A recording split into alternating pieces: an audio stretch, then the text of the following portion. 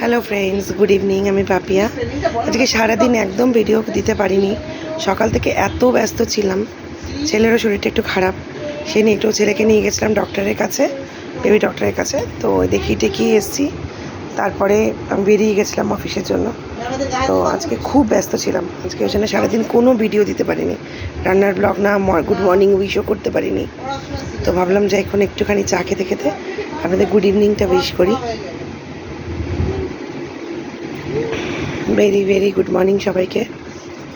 এখন কে কী করছেন? আমি জাস্ট নাও একটু ফ্রি হলাম, তো ভাবলাম একটু চা খাই। ভীষণ মাথা ধরে আছে আজকে, যেহেতু আপনার ওই অষ্টমী, মানে চৈত্র মাসের যে নবরাত্রিটা হয় অষ্টমী, তো আজকে আমি ভাত টাত খাই না।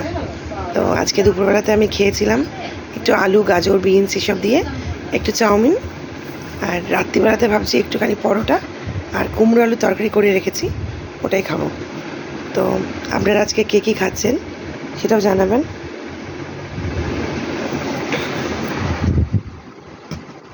আজকে সারাদিন সেভাবে ভিডিও করতে পারিনি, ভাবলাম একটু গল্প করি আপনাদের সাথে।